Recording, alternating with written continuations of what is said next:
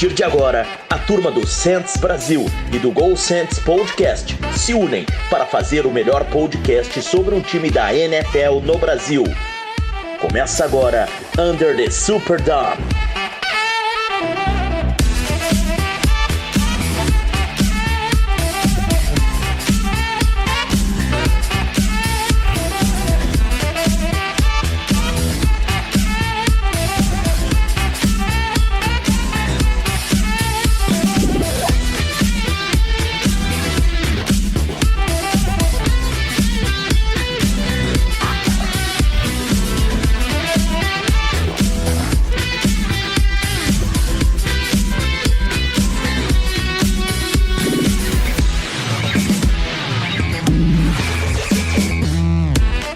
Fala, meu povo! Estamos começando mais um Under the Superdome e olha, esse segundo episódio vai ser espetacular.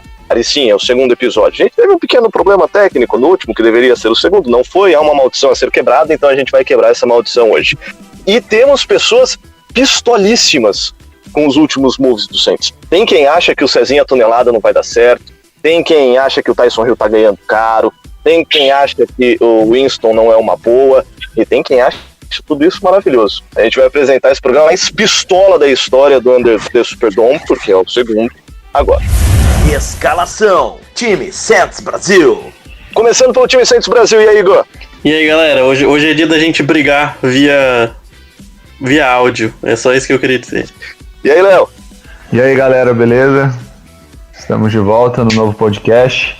Vamos comentar esse draft, essas renovações aí, James Winston, muita coisa pra falar hoje.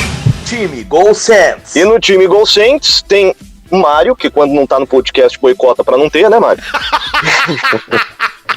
Filho da puta. Xinga não.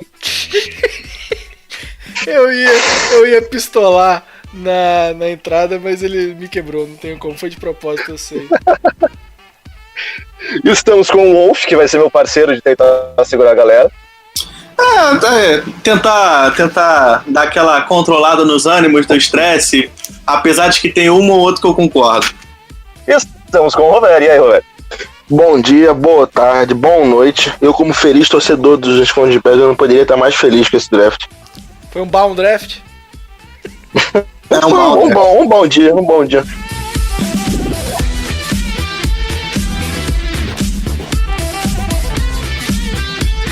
Esse podcast faz parte do site Fambonanet. Acesse fambonanet.com.br.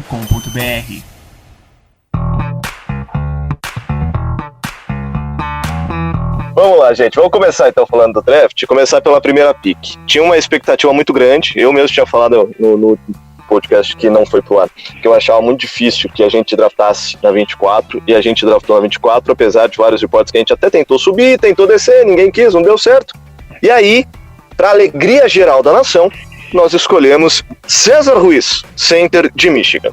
A reação do Mário Coco, para quem tá em grupo que tem o Coco, a reação do Coco foi espetacular. Parecia que o Saints tinha pego, sei lá, o Stephen Anthony da linha, tá ligado? Era a coisa mais absurda do mundo. Uhum.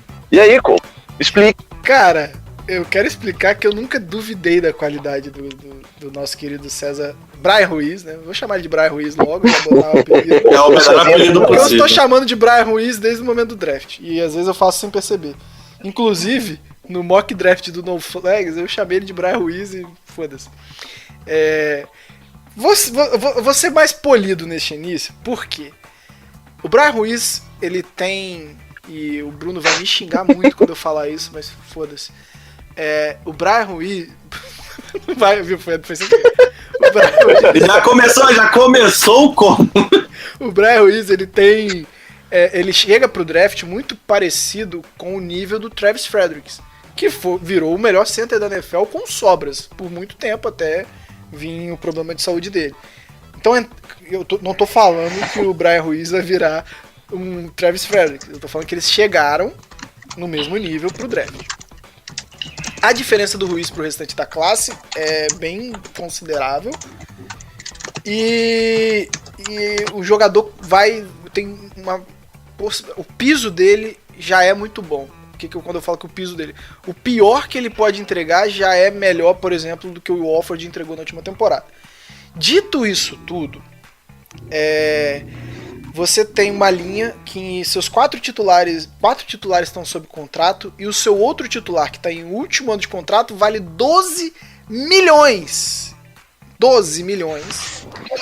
E simplesmente vamos esquecer que a gente ainda tem uma necessidade de depth em corner, vamos esquecer a necessidade que a gente tem na linha de linebacker, vamos esquecer a nossa questão com o quarterback e vamos draftar um center.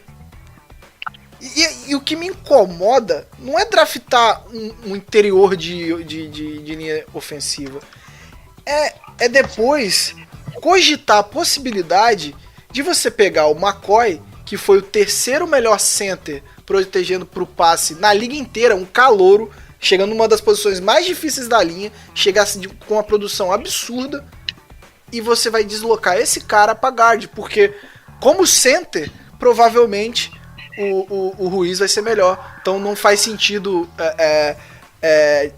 perder o talento do Ruiz lendo defesas, que é uma coisa fenomenal. Quem não sabe, ele era quem chamava as jogadas em Michigan. Então é um cara que é muito inteligente, lê as defesas, tem um físico absurdo. Ele é um cara que é muito improvável de dar errado, mas o cara não encaixa com o elenco que a gente tinha. E eu sou uma das pessoas que não defende draftar por need. Você tem que draftar o topo da sua board. O que me incomoda é que esse cara, né, ser o topo da board do Saints. Porque quando você monta a board, você leva em consideração o talento, o upside, o piso, e também, nessas pequenas análises, uma parte dessa análise vai ser de necessidade, valor posicional. Então, um interior de linha ofensiva não tem o mesmo valor do corner. E a gente tinha bons corners disponíveis ainda. Então me incomoda bastante a tática que o Saints utilizou e os valores que o Saints atribuiu nesse draft. Nenhum momento eu acho que o jogador é ruim, nenhum momento eu acho que a gente vai perder a pique.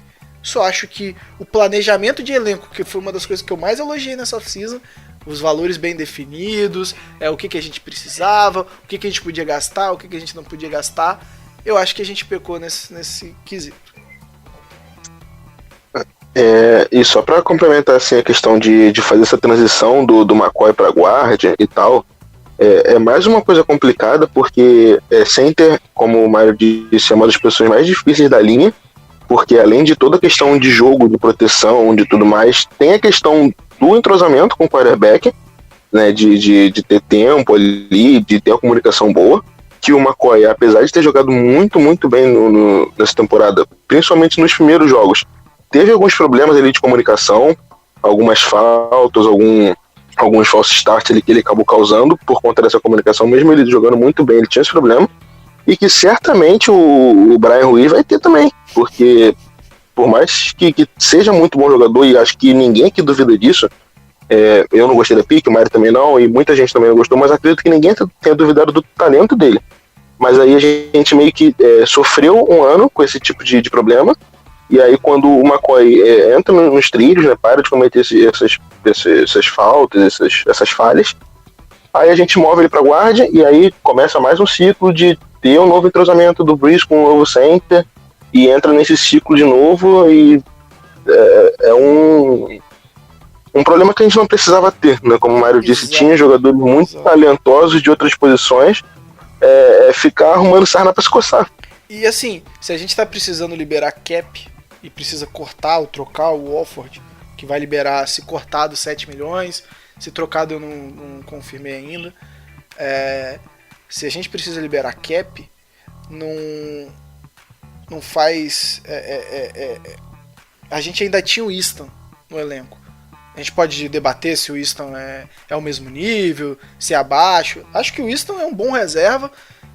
E no nosso sistema de zone blocking, uma peça, ainda mais guard, até é mais complicado, mas ainda mais guard, uma peça abaixo do restante, o erro dela é minimizado. E eu não consigo pensar assim, o pitch também é abaixo. Se o Saints acreditava que o pitch está abaixo ou no mesmo nível do Wolford, não devia ter pago o que pagou. Entendeu? Se não tivesse renovado com o Pitt, pegado o Ruiz, porra, aí não tem o que falar, sacou? Não acreditam no Luiz ou no Easton, ou acham que o Easton é um bom reserva. Tô de boa, mas a gente pagou o Pitt, tá pagando 12 milhões pro Wolford e tá pagando mais 4 milhões no Easton. A gente hoje, só com a posição de guard, já gasta quase 30 milhões.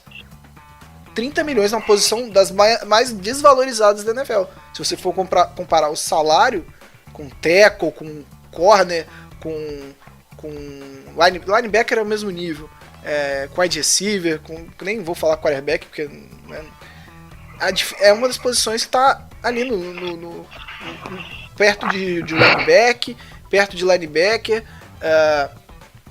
perto de... Deixa eu pensar aqui, o safety. São 3 posições que estão desvalorizadas.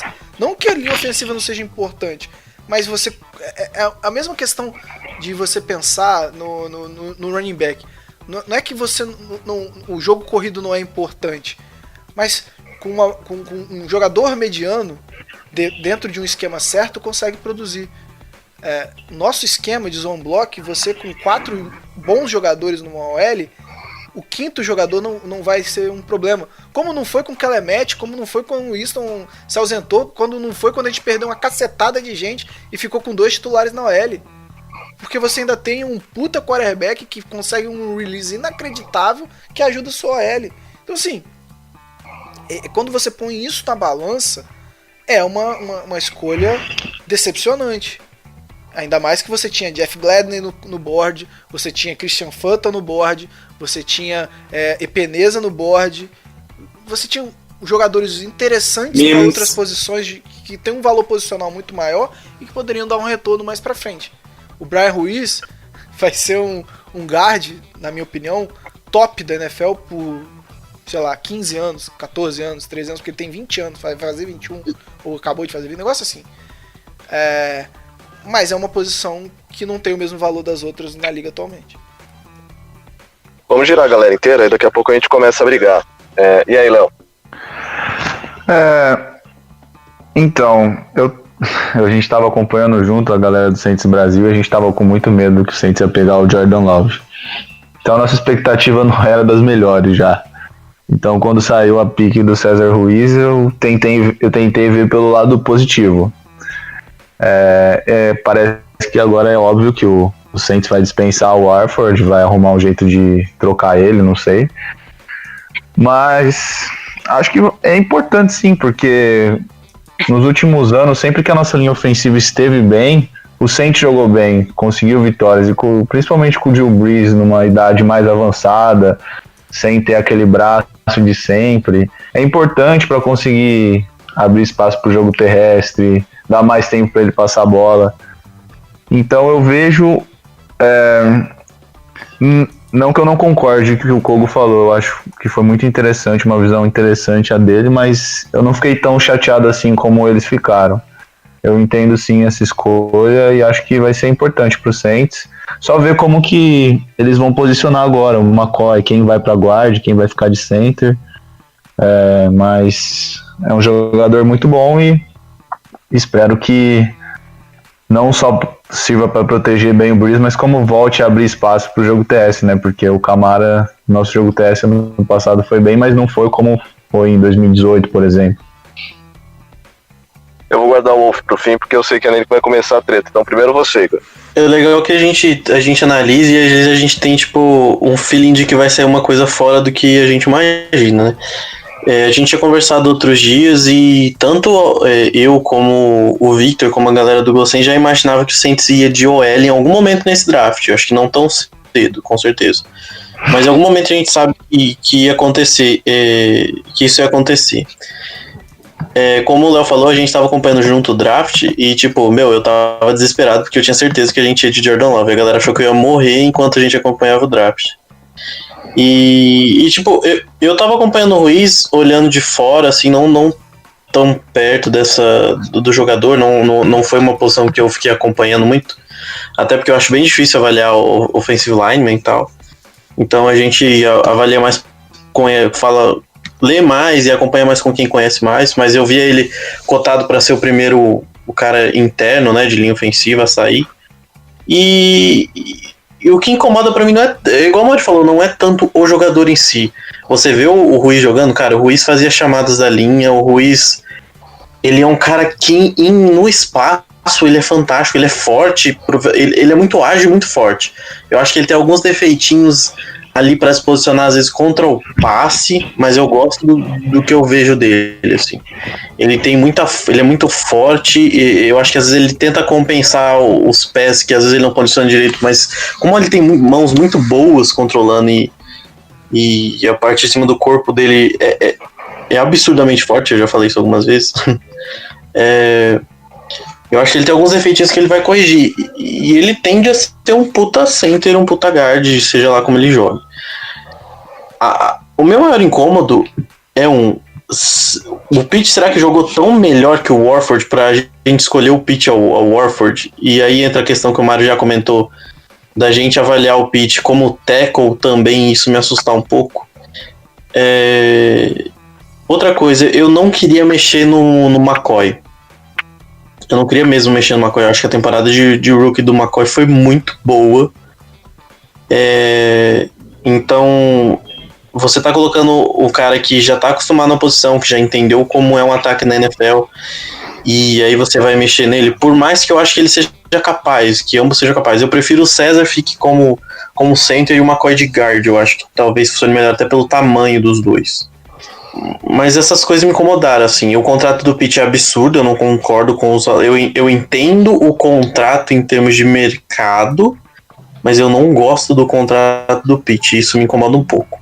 O Warford realmente não vem de uma boa temporada. As críticas ao Warford vêm desde a pré-temporada passada. Eu tava lendo o Underhill e ele comentando que o Warford se apresentou acima do peso que eles desejavam na off-season. E então eu acho que há uma preocupação com o McCoy há algum tempo. Não é talvez dessa temporada.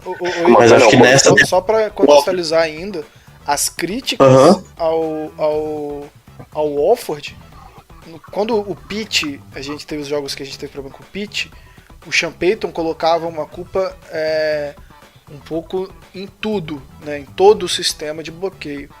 E teve jogos que, quando o Wolford foi muito mal, que o Sean Payton apontou o dedo mesmo, como raras vezes que o Sean Payton fazer. A gente viu o Sean Payton dar esporro na sideline, adoidado, mas chegava na entrevista e falava, não, o time perdeu como um todo e tal. Poucas vezes a gente viu o Sean Payton chegar no pódio e falar, não, realmente esse jogador aqui não está atendendo nossas expectativas. E o Sean Payton falou isso durante a temporada, mais pro final, e na pós-draft ele falou com todas as letras, a gente não estava feliz com o Wolford. Falou que o Larry ia ter que lutar, né? Ele deixou bem claro que não era tipo o Pete, era o Larry. Falou, o Larry vai ter que lutar, tá ligado? Então, tipo, essa era uma coisa que eu tinha meio que na cabeça que a gente ia adicionar de alguma forma, tanto que eu coloquei um guard. E é bem isso que você falou, o Sean Payton, ele tenta, foi até estranho, o quanto ele tava incomodado com o Warford, porque não é a primeira vez que ele reclama, ele já tava comentando outras vezes, e tipo, tava muito claro, e eu tava estranhando muito isso. Então, eu acho que ele tá bem mais incomodado com a gente com o Warford, e tipo, eu acho que é por isso que ele foi tão alto. Enfim, é o que o Mário falou. O jogador é ótimo, ele é fantástico, o Ruiz. O Ruiz vai jogar por muito tempo na NFL, vai ser um baita jogador de linha ofensiva. A questão é...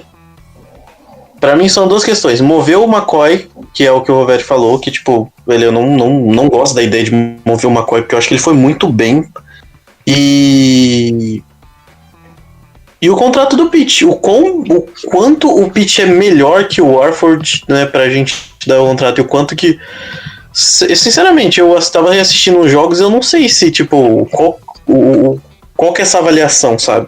Será que o Pitt foi tão melhor que o Warford, a ponto de falar, não, vamos renovar com o Pitt e já vamos pensar no substituto do Warford? Isso, eu sei lá, talvez eu não... Como eu disse, não é a minha praia ficar avaliando linha ofensiva, eu acho muito complicado, eu admiro quem faz com maestria, mas eu não sei realmente se o se o Warford foi tão pior que o Pitt, a ponto do Pitt ser um dos guards mais bem pagos da NFL, e o Warford tá na bubble do roster já, pra tipo, o Sean Payton literalmente colocar e falar, olha, filhão, mas no dia do draft já falar, ó, esse menino aqui veio pro seu lugar, então é melhor você jogar. Eu acho que a questão do Warford pesou muito o ser o último ano de contrato e a idade. O Warford eu acho que tá indo pra 29, 30 anos. Vai fazer 30 Ele tem 29. Ele tem 29. Então eu acho que nesse caso pesa porque o Pitt tem 25, 26. Então você consegue ter 4 anos do Pitt, você não consegue ter 4 anos do Warford, ainda mais se ele já apresentou declínio com 29 anos. E tem a questão do Pitt ser o reserva do Armstead também, né? Sim. Aqui, independente de ser um bom reserva ou não, mas essa questão do tackle pra mim foi primordial no valor do Pitt. Uhum. Se ele não conseguir substituir o Armstead com o mínimo de decência, que é o que ele faz, ele não é um tackle espetacular, mas o Armstead machucou ele consegue fazer o mínimo. Lógico que é muito ajudado pelo release do Breeze, mas isso pesou pra mim muito no valor. E que o Warford não faz. Se você botar o Warford de right tackle, você vai sofrer porque ele é pesado. Ele é um guard muito pesado, lento. Mezenez, né? Como o Sean Payton falou quando ele foi bem em 2020. Mezenez, Ele é Mezenez, cara. É isso aí. Então eu acho que esses foram os pesos pro Saints renovar com o Pitt. Ter condições de fazer contrato de 4 anos, porque o cara vai, quando acabar esse contrato, vai ter 30. E aí você consegue fazer uma distribuição contratual que vai tirar o cap de agora. Com o Warford você teria que pensar em um contrato mais reduzido, porque guard vai até mais ou menos 33, 34 anos, já em queda. A gente pode lembrar o Grubbs, não, o Evans. O Jabari Evans, quando voltou, quebrou um galho massa, mas assim, não foi nada demais. Ele fez um mediano que era o suficiente que a gente precisava ali. Acho que quando o Warford apresenta esse declínio, apesar que um ano pode ter sido fora da curva e tá custando 12 milhões, pesou na análise do Saints. Eu prefiro pagar 12 milhões pro Pitt, que se eu precisar joga de tackle, que é um bom guard, ou um guard novo, né? É novo, vai ter 4 anos, eu posso distribuir melhor o contrato do que o Warford, que teve uma temporada pra mim abaixo do Pitt. Eu até falei isso algumas vezes no Goal Saints. A gente tava culpando o Pitt, mas olha o Warford não tá bem, principalmente no pass protection. Sim. E eu acho que foi isso que pesou. Eu concordo com essa questão. Vamos só voltar para Pick, porque o Wolf ainda não começou a falar, e essa discussão do Pitt a gente teve bastante no último podcast. E aí, Wolf, só pra gente botar um pouquinho de gasolina nessa chaminha que tá bem fraquinha, pelo que eu entendi, o Kogo preferia que a gente pegasse um Stephanie Anthony, porque ele é linebacker, do que pegar um linha com talento, né? Que filho da mãe. Não, segundo as palavras do Kogo era: eu prefiro o Jordan Love, pelo menos eu ficava menos triste.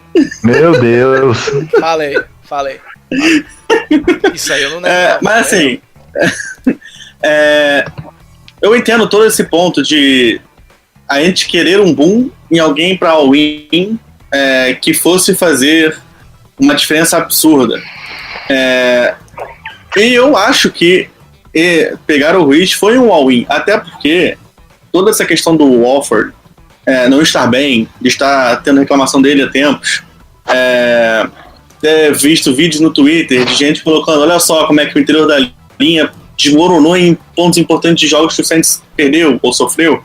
E essa questão de mas o Pitt, cara, a gente é traumatizado com o Pitt, isso daí não tem nem como negar.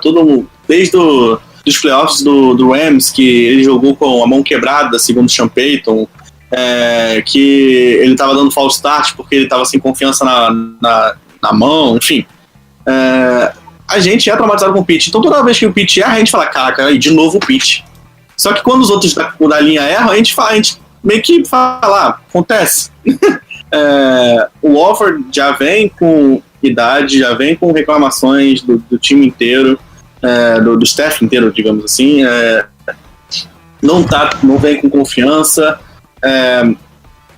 Eu acho que E sem contar que se a gente fala tanto do contrato do Pitt, de que ele tem a média, digamos assim, média por ano, sem contar, né, as mexidas de cap que o do Mick Loomis é o mestre em fazer, a média de contrato do Pitt para 12 anos, 12 milhões por ano, tipo, um salário base, entre aspas.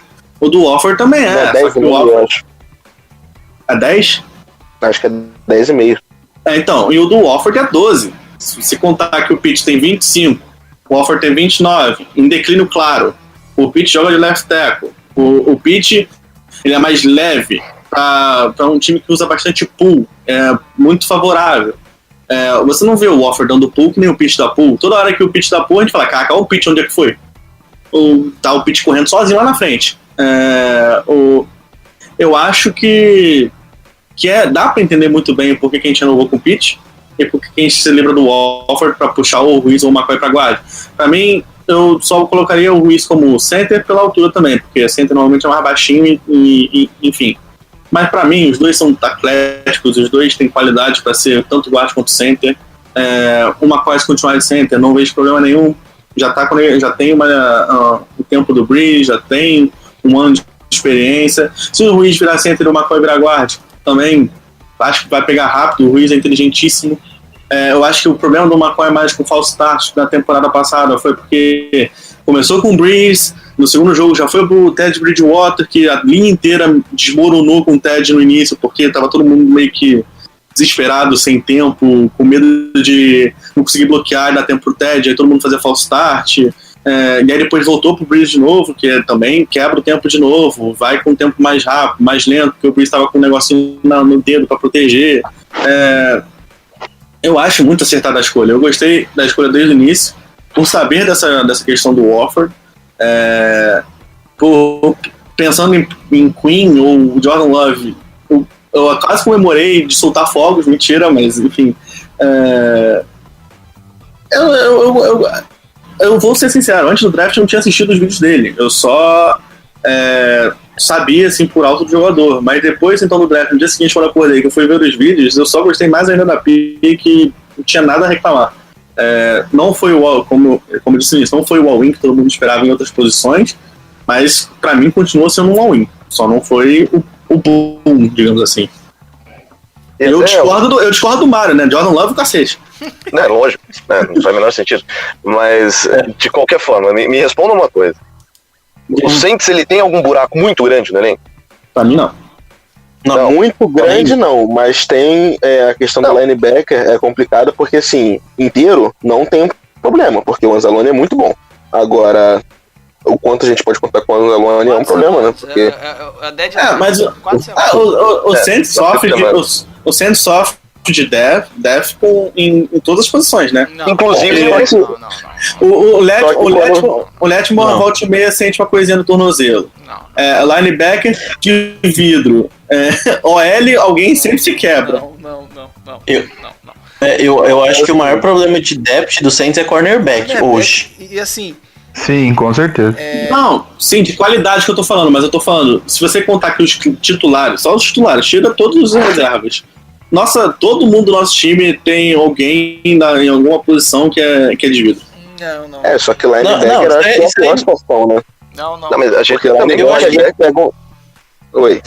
Não, é que linebacker a gente consegue chegar no playoff com o Kiko Alonso e o Demário, que é Deus. Mas qualquer um do lado do Demário levou o time pro playoff. Mantai Tio. A pergunta é que dois são prone, né? Então, o Alonso também é prone e o Anzalone nem se fala. Então, assim, é um risco real de a gente pegar só com o Demário. Eu tô nessa com o Caio. Eu acho que a gente precisava, assim, de linebacker. Acabou saindo. Mas a gente já chegou com Craig Robertson e Mantai Teio. E ganhou o jogo com Craig Robertson e Mantai Teio. E o Mantai Teio jogando mal caralho. Mas o Mantai Teio joga pra cacete. Esse é o ponto. Linebacker, principalmente quando ele encontra com a namorada dele. O Mantai Teio. Tem que ter essa piada. Tem, sempre. A gente não renovou com o Mantai Teio ainda, renovou? Não. Ele fica ali esperando. Ele deve ele volta. Ele fica em casa esperando o telefone tocar. Ele sabe que vai tocar. Igual o JT Barrett. É uma coisa esquemática do Saints. O linebacker ele tem poucas funções e isso acaba dando um upgrade, né? Porque você precisa de um jogador para fazer funções básicas, que é se portar bem dentro dos gaps. O Manti Te'o consegue fazer isso e cobrir alguns passes. O Manti Te'o se destacou no college nisso. O Demario Davis virou um monstro cobrindo o passe. Um monstro, ele não era assim no Jets. Ou pelo menos não deram a oportunidade para ele ser assim no Jets. Falar pra você que ele não era assim no começo da temporada passada. Cara, ele virou. Ele foi ficando fantástico durante a temporada. Monstro cobrindo passe. E por isso que eu me irrito tanto de ter deixado o P.J. Williams, né, contra o Tyrande lá. Bem, só pra eu terminar a ideia da minha pergunta, só pra eu terminar o raciocínio. A gente chega à conclusão, então, que não há uma big need no time, certo? Não. Não há uma, certo? Não. Por que não, já que não há uma big need, você proteger melhor a sua maior estrela? Porque ele já tem 42 anos. E ele foi então, aí que você não pode deixar ele se matar. E a nossa foi tão bem protegido que ele se machucou no melhor da sec. liga sem essa galera, entendeu? Ele foi tão bem protegido que ele se machucou no sec e perdeu 6 semanas. Mas não pode deixar os caras chegarem perto. E aí Ele foi tão bem protegido que a gente perdeu o jogo pro Vikings num fumble, onde ele tava fugindo de um sec. Aliás, naquele jogo a gente tomou uma surra fodida da linha defensiva do Vikings. Mas aí, pra mim, são casualidades. A gente, todo time... Mas casualidades que acontecem mais de uma vez são casualidades. Calma que eu vou explicar o que eu tô querendo dizer com casualidade. Todos os times que têm boas OLs sempre tem 2 a 3 jogos onde as OLs vão mal. E isso vai desde a preparação do playbook, passando pelo esquema selecionado para aquele jogo, ou até o encaixe dos jogadores. E uma das coisas que eu falo muito, e o Bruno também fala, encaixe fazem jogos. A questão, né, desses jogos em que a OL vai mal, por exemplo, o Armstead teve um problema de mobilidade contra o Cowboys, e aí o Quinn, que tem um puta de um bend, um dos melhores da NFL, conseguiu se dar bem em cima dele. Aquilo contra o Cowboys foi problema de maconha, vamos combinar, né? Aquilo ali foi problema mental dele, de sinapse. Contra o Minnesota Vikings, a gente estava enfrentando a melhor dupla de DEs na liga naquele momento. Com um puto interior, então era uma DL completa, onde acabou que Armstead e Runcheck ficaram sobrecarregados tentando ajudar o interior, e os edges acabaram ficando muito livres. A ausência de um Tyrande bloqueador fez muita falta nesse jogo, talvez mais até do que um interior de linha. Então assim, são jogos onde o encaixe que o Vikings encontrou foi uma coisa que a gente não conseguiu responder. O encaixe que o Cowboys encontrou, ou que nesse caso foi muito mais o Quinn contra o Armstead. O Armstead tomou um banho esse jogo. O Lawrence foi mais dominado pelo Runcheck. O Runcheck conseguiu fazer bem o trabalho dele, apesar de ter alguns erros nesse jogo também. Então assim, existem encaixes. E eu vendo assim, eu não acho que se a gente tivesse o Ruiz no jogo contra o Vikings, ou o Ruiz no jogo contra o Cowboys, ou o Ruiz no jogo contra o Niners, a gente teria uma mudança tão grande da onde a gente chegava na temporada passada. A gente foi a 3ª melhor linha protegendo o quarterback, e a gente foi a 7ª ou 8ª abrindo pro jogo corrido. Eu depois vou procurar o vídeo da linha do interior da linha sucumbindo contra o Vikings, e depois eu te mando pra te mostrar que com o Ruiz poderia não ter sido a mesma coisa. Tava faltando confiança total ali dentro. Mas não era uma confiança de um jogador, a unidade toda sofreu. A gente tem um... Mas sofre, Mário, porque experiente, a gente tinha 2 guards experientes, o center é calor, o Runcheck tem 3 anos da liga, e eles sucumbiram, cara. Não foi uma questão de que os jogadores não são bons. Eles chegavam para os enfrentamentos derrotados. Quando o Vikings tem aquele primeiro quarto, onde a nossa linha é dominada, o restante do jogo é uma sucessão da gente tentando encaixar o L e não conseguindo. Esse é meu ponto, entendeu? Não vejo que foi um problema eu concordo com o Champeito ao falar, o Walford foi pior da linha. Eu entendo o Champeito querer substituir o Walford. Eu só não acho que o movimento para ganhar o campeonato é pegar um center, no ano seguinte de já ter pego um center, e adaptar um dos 2 centers para guard. Porque o Ruiz é muito melhor center do que guard, isso eu garanto pra vocês. Ele é muito melhor center do que guard. E é a mesma opinião que eu tenho em relação ao McCoy. Ele é melhor center do que guard. E a gente vai perder uma dos dois em qualidade. Lógico que vai, pra mim, ser superior ao que o Alford entregou.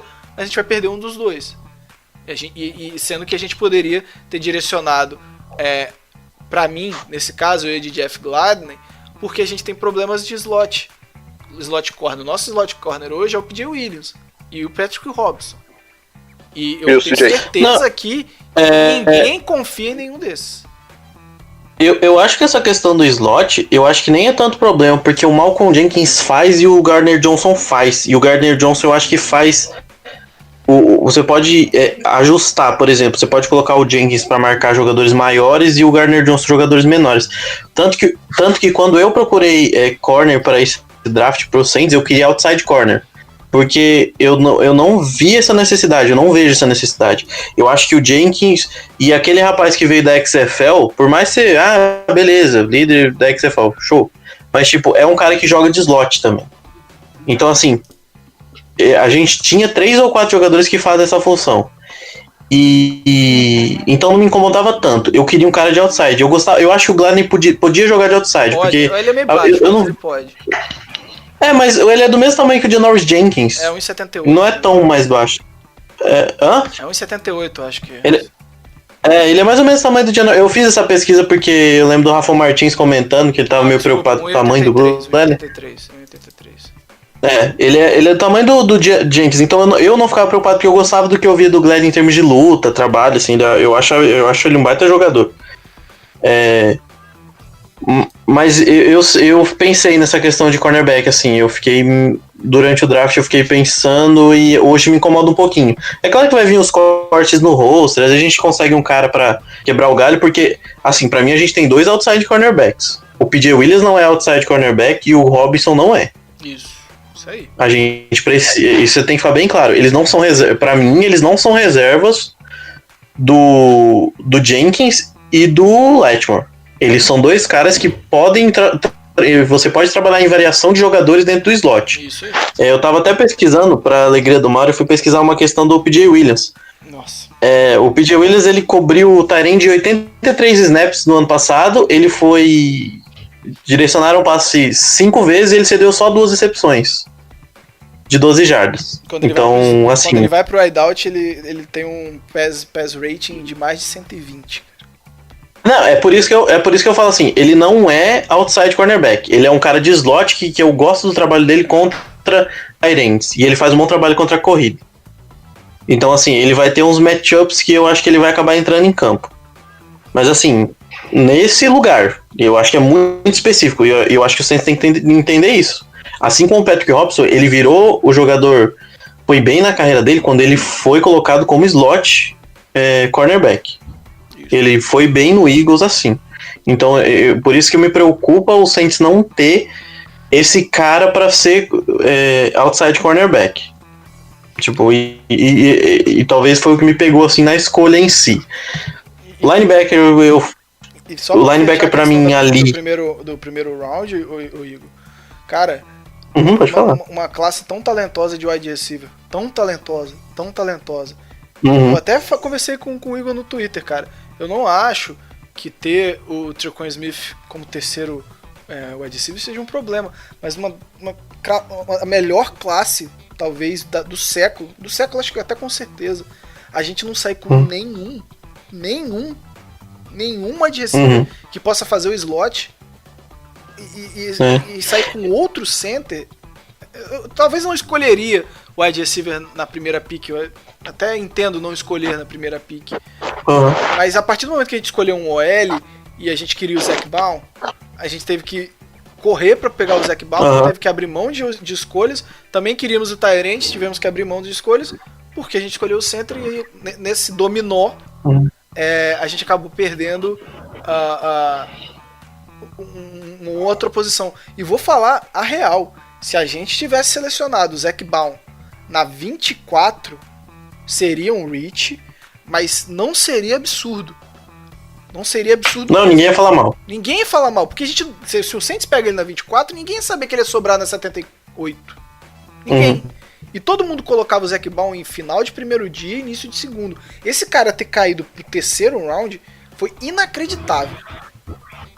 Então, assim, provavelmente eu torceria um pouco o nariz pelo Zac Baun na 24, mas o Zac Baun na 24, a gente criaria condições de reforçar outras posições do roster sem que a questão de valor seja colocada aí. Como eu falei, não é um reach do Zac Baun na 24, mas o resultado do que o draft do Saints poderia ter para trás talvez fosse mais positivo do que a necessidade que a gente precisou fazer de 2 trade-ups para conseguir os jogadores que a gente queria. Só comentando, eu até coloquei no texto que eu coloquei no nosso site que seria muito frustrante sair sem wide receiver desse draft, e por isso que eu queria pegar um wide receiver bom logo de cara, e foi o que aconteceu, né? Assim, não tava os nomes que eu tipo, tinha na cabeça, igual o Mário falou. Eu acho que até o Justin Jefferson, o Jalen Reagor eu gostava bastante pra pegar ali, mas conforme você muda a estratégia de draft, muda tudo, né?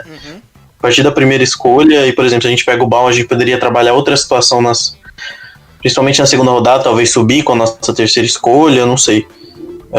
Mas eu entendo, é o que a gente falou, a gente não, em nenhum momento a gente desgostou do César Ruiz, nenhum momento, mas a gente tem preocupações quanto a como ele pode prejudicar o elenco, como essa escolha pode prejudicar ao longo prazo, no meio dessa temporada. O Mário falou, um cara que eu não sou tão fã, mas eu acho que talvez faria sentido, era o Epenesa, pelo trabalho do Epenesa dentro e fora podendo trabalhar dentro e fora da linha, né, como DT, como DE. O Saints tem variação para jogar 3-4, trabalhando como 5-tech também, então eu gostaria também, mas enfim, é questão de dar preferência. O Sean Payton, ele acha que a gente tem jogadores confiáveis o bastante no corpo de recebedores. Ele achava isso antes, imagina agora que a gente tem o Emmanuel Sanders, então meio que acho que a gente se iludiu baseado no que, mesmo sabendo de como o ataque do Saints e como a gente trabalha escolhendo wide receivers. E agora, eu até, assim, se a gente olhar o draft como um todo, eu acredito que a gente vai usar mais 12 personnel. Agora a gente vai ter 4 tight ends, se você entender o Tyson Hill como um possível tight end também. A gente draftou um cara que tem muito potencial, ele ainda é cru, de uma universidade pequena, mas potencial ele não falta.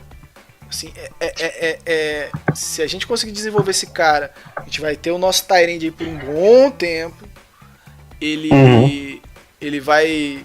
Então, assim, pensando em questão esquemática, executando mais em 12 personnel, que são 12 personnel? Um running back e 2 tight ends, mais a linha e os wide receivers, né? A gente colocando Cook e... Eu não vou conseguir falar o nome dele, cara. Como é? Trautmann. Pode falar Trautmann mesmo. Ou mesmo o Josh Hill em situações que precisa mais de bloqueio, apesar de o Trautmann ser um bom bloqueador. Josh Hill, quando precisar fazer uma jogadinha de 30 jardas pra ele no meio do jogo. Pois é, mas assim, o Trautmann é muito rápido, cara. É muito rápido. Se você pegar o 4-yard dash dele, você acha que é um tight end. Do tamanho que ele é. E ele não é um Graham, que é um wide receiver grande. Exatamente, a galera tem que ter essa ideia. Ele é um tight end mesmo. Não é um tight end clássico. Ele é um Jared Cook mais rápido. É essa a comparação. Assim, ele sabe bloquear e sabe receber e cara, se você pega a tape dele, você vai ver recepções maravilhosas. Só que assim, o que pesa na tape do Trautmann pra ele cair pro final do terceiro round? Ele jogou numa universidade que nunca cedeu um jogador pra NFL. Numa divisão... Ele jogou com criança. Cara, se você vê o tape, parece que ele tá jogando com anão. Tem um monte de anão marcando ele. É isso. Esse cara era quarterback no high school, foi pra universidade como quarterback, só que ele cresceu. E o cara falou, porra, você tá te desperdiçando aqui, cara. Se você é o dobro do tamanho do restante, vamos botar você como tight end. E é isso, sim. É um diamante bem cru, mas eu vejo que o Saints é um dos times capazes de desenvolver esse cara. E na mão do Drew Brees, você pensar em Jared Cook e Trautman sendo evoluído, Emmanuel Sanders e o Michael Thomas, me minimiza um pouco essa frustração de não ter saído, pelo menos com um slot receiver ali no 4º round. Mas a gente ainda vai ver como esse cara tem que se desenvolver aí.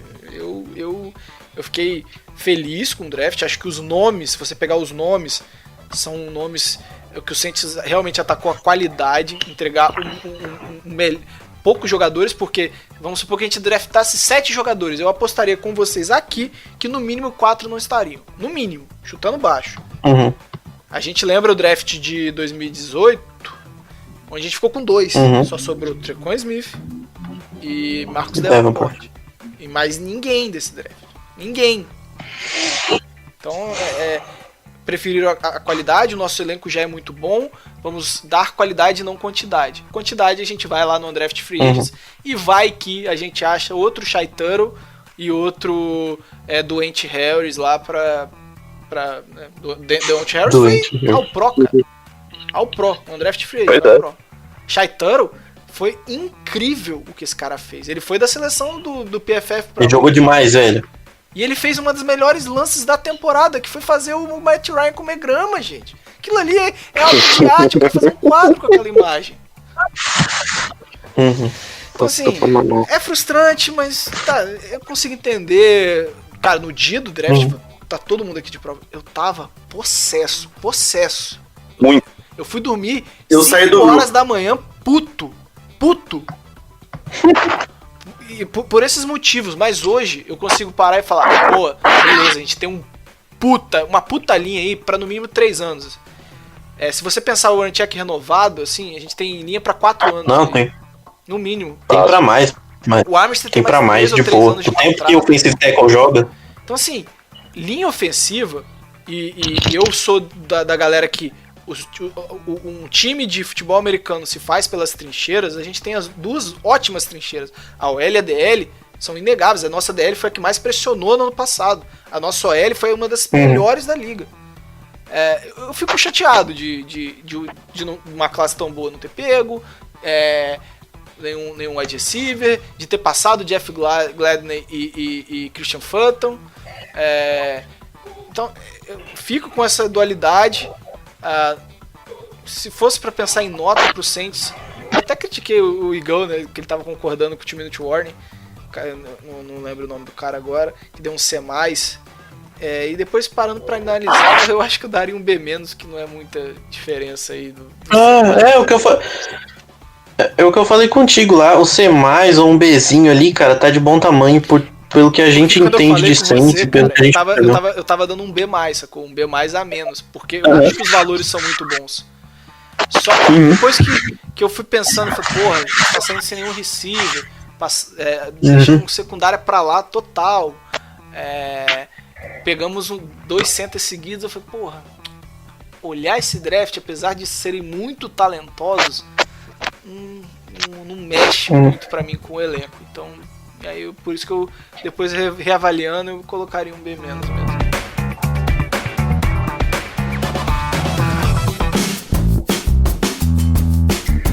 Bom, gente, vamos seguir. Dá pra gente ter feito um podcast só com o draft, né? Mas o Saints, ele guardou boas emoções.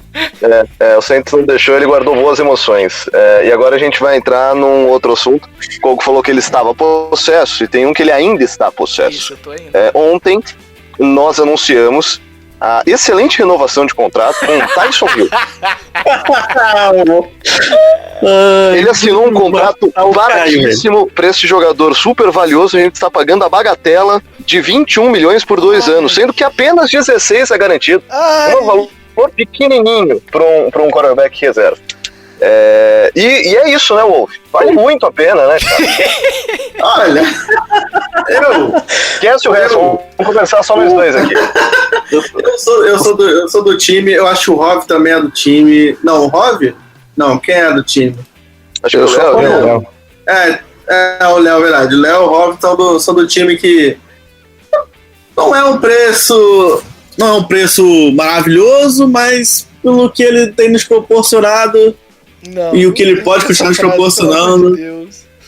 Eu acho que eu não vejo problema, não. Como lá no grupo, não lembro quem foi que falou, tipo, o Rafael falou, eu acho que ainda 4, 5% do cap é pouco. Eu acho. O cara que faz tudo que ele faz, ele possivelmente será, se tudo der errado em 2021, o plano B aparentemente está sendo ele. Eu acho que foi um preço, sei lá, aceitável, bem tranquilo de aceitar. E se você pensar, 16 mil. O cara vai ser nosso terceiro wide receiver, esse pá. Então, vai ser um terceiro agressivo, vai ser um tight end útil, ele vai poder fazer jogadas de option, ele vai dar uma amplitude para o ataque gigantesca.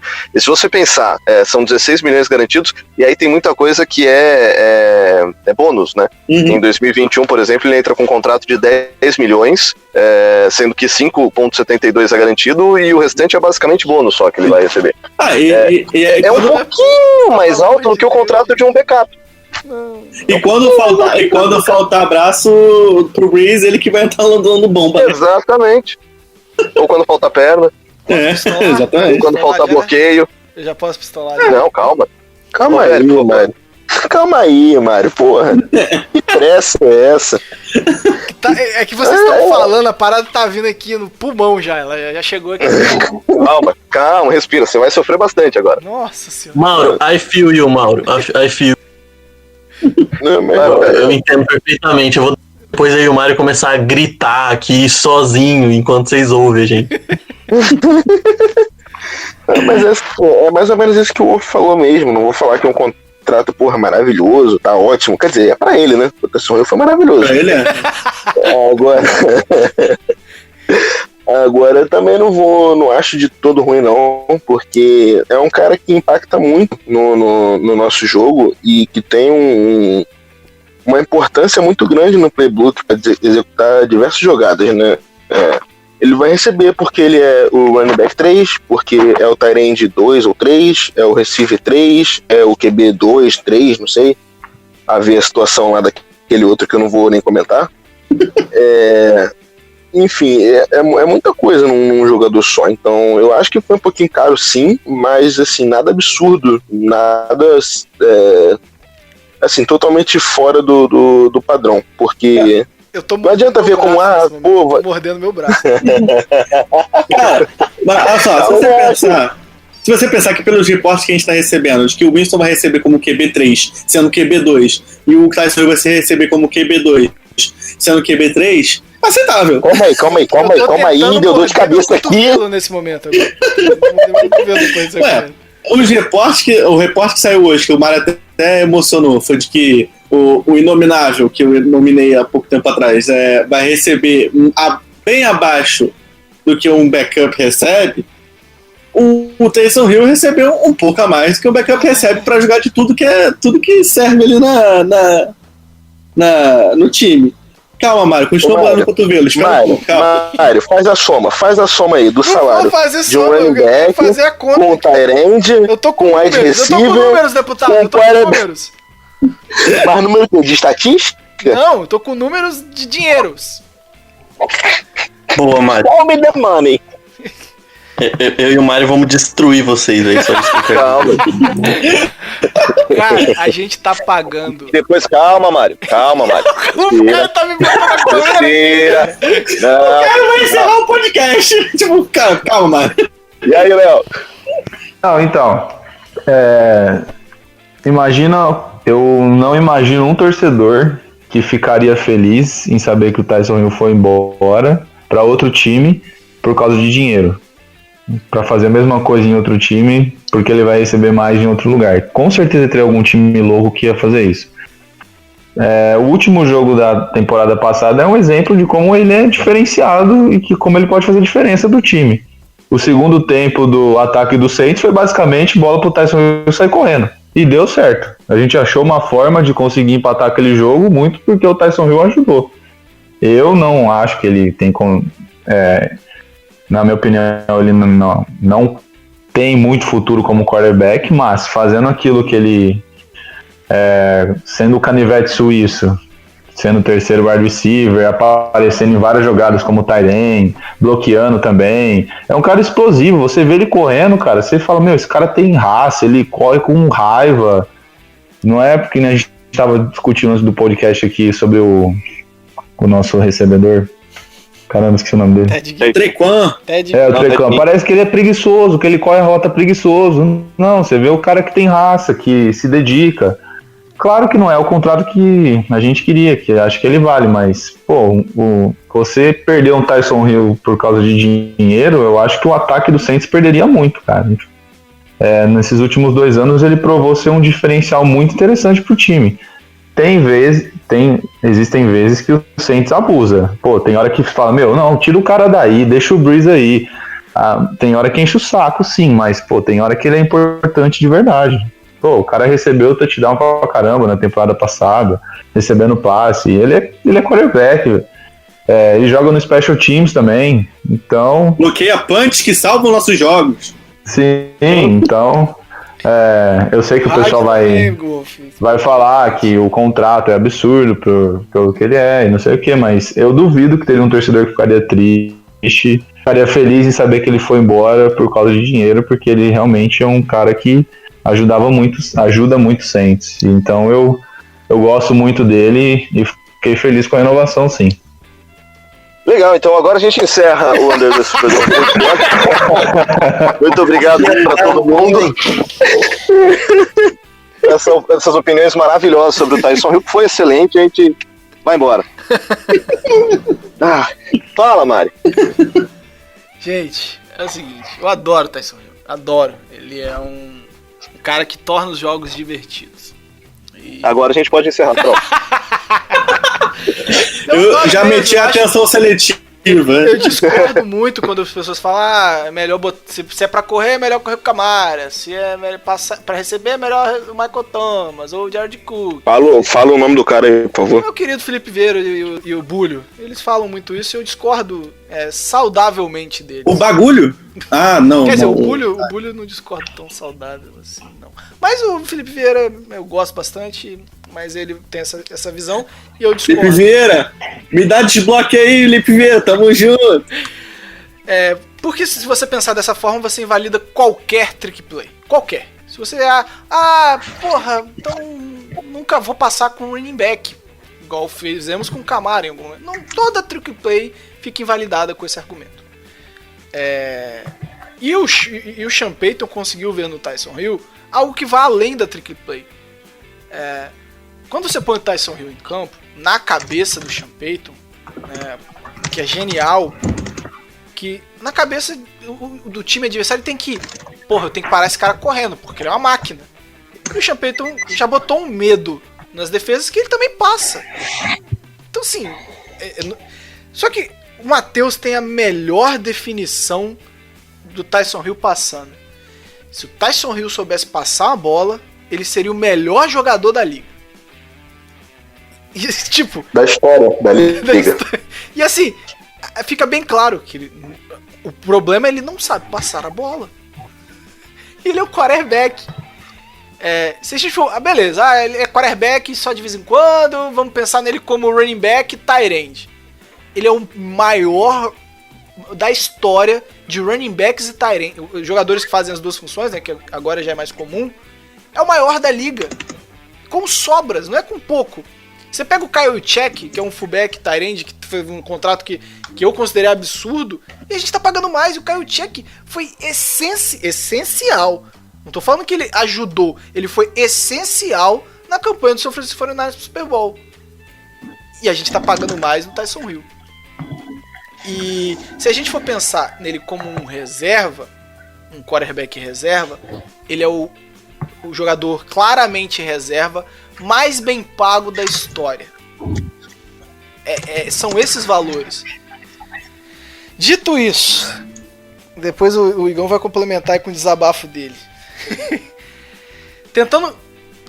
É difícil entender o que o Saints quer com essa renovação. Porque claramente ele não vê o Tyson Hill como quarterback do futuro, porque senão não daria um contrato só de 2 anos. Ao mesmo tempo, por que pagou tanto se não é o quarterback do futuro? Você tem noção não bate, não encaixa. Ele tá ganhando mais que o Ted Bridgewater ganhou nos 2 contratos que ele assinou com a gente.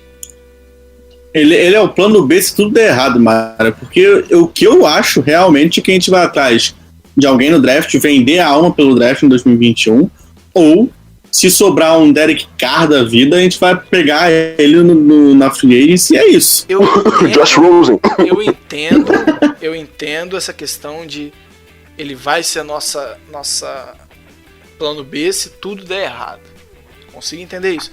Mas você não paga 21 milhões num plano B, gente. É 21 milhões. Um jogador que não é um quarterback. Ele não é. Ele pode calar minha boca, chegar no início da temporada e começar a passar a bola maravilhosamente. Ele tem alguns relances de bons passes, né? Eu lembro um passe pro Michael Thomas na temporada, foi maravilhoso na sideline. É um ball placement lindo. Mas também já vi coisas bizonhas dele passando a bola na pré-temporada, que é um nível de competição assim, muito menor. Mas só uma dúvida, por exemplo, se a gente for utilizar ele como num espaço, num rolo, parecido do que a gente teve com o Vikings, porque claramente o Breeze ele tem uma ideia de audible, de rap, enfim. Sim. E o Tyson Hill é um cara que vai correr, que é bull rush praticamente. Isso. Então, se a gente, sei lá, dividir um pouco mais os snaps, em vez de dar 40 bolas pro Breeze, pra ele lançar, você dá 25 e põe 15 vezes o Tyson Hill pra correr 10 e lançar 5. Fizer isso por jogo, mesmo assim ele não vale? Não, cara. Isso tirando as outras funções. Isso só como QB. Aí você tá falando de tirar o Drew Brees em 30% dos snaps. E o Drew Brees sem uma Mas mão... o Drew Brees não consegue jogar todos os porcentos dos snaps. Mas o Drew Brees sem uma mão, ele é melhor que o Tyson Hill passando. Se você der o Drew Brees lançando E como você guarda ele pro momento mais importante. Mas não existe Não, isso, cara. Não existe Não, isso. cara. Você Não dá, só não dá. quarterback. Não existe, cara. O Tyson Hill é maravilhoso fazendo o que ele faz, porque ele entra às vezes e de vez em quando. A defesa nunca tá preparada, mas se você deixar a defesa se preparar, vai acontecer o que aconteceu com o Tim Tebow. O primeiro ano do Tim Tebow é inacreditável. Uma participação dele de, sei lá, 20% under center. Não. Mesmo quando você tá preparado pro Tyson Hill é complicado, né? Quando ele vem correndo pra cima de tudo, tem que dar com a barra de ferro no joelho dele pra parar. Cara, mas uma hora, o que me incomoda no Tyson Hill não é só a falta dele de habilidade total em qualquer posição que ele joga, porque eu acho que ele não sabe jogar tipo... Peladeiro, famoso. Eu entendo que velho, tipo, ele é um puta atleta. Isso. Tá ligado? Eu tava olhando os números de combine dele, velho. Ele é um animal. Ele é um animal correndo. Tipo, ele é um cara que, tipo, ele vai bater com a cabeça na parede, tipo, e ele vai arrebentar a parede no meio. Isso. Só que, cara, ele tem problema de leitura. Eu não consigo ver esse cara, tipo, beleza, você vai dar 20% dos snaps, você corre um risco danado ele fazer merda. Ele é legal as jogadas dele porque dá certo. E, tipo assim, é só por isso. Porque ele dá certo das maneiras mais erradas possíveis. Ele tem muito erro de leitura. Pois é. Ele tem muito erro em read option. E, velho, é que, tipo assim, ele atropela os caras. Mas não vai ser toda hora que vai atropelar. Os times vão se preparar e marcar ele. Porque sabe que ele vai ler errado. Exato. Que ele vai correr com a bola de cabeça no muro. E não vai dar, velho. Tipo assim, não vai dar. E aí você tem uma questão... que foi o que me preocupou mais ainda, porque eu fui tentar fazer uma leitura do que o Saints está pensando. O que passa na cabeça do Saints contratar um assediador, para não dizer outra coisa, como quarterback, Criminoso. como quarterback reserva, e ainda renovar com o Tyson Hill. A única coisa que me vem à cabeça, eu vou agradecer até o Alan, ele é o Enzon51 no Twitter, aliás, um canal inacreditável de bom para quem gosta de acompanhar táticas e análises táticas. Quem Sim. segue é muito, muito bom, um dos caras que mais conhecem de análise tática no Brasil, e estava aí totalmente escondido e agora tá aparecendo mais. Ele falou, Mário, eu só consigo entender isso de uma forma. O Saints tem hoje um playbook pro Breeze. Ele precisa de um backup que consiga executar o playbook do Breeze. Com isso, eu consigo entender a contratação do Winston. E os 2 anos são para entregar em 2021 o Tyson Hill a chance dele ser quarterback. E assim, Se você tá se preparando. Com 30 anos de idade. Com 30 anos de idade. Exatamente. 30 Obrigado, ele não cara. é um garoto, Obrigado. cara. Ele não tem 23 anos, velho. Só aí uma hora ele só é físico. Uma hora o físico dele não aguenta bater de frente com o direito. Um trator em 2014. Um trator. Quem parava o Kenilton em 2014, gente? E o cara hoje é um engodo de quarterback. Que não pode sair do pocket. Von Miller parou o Kenilton, verdade. Boa lembrança. Ótimo, inclusive. Ô, saudade.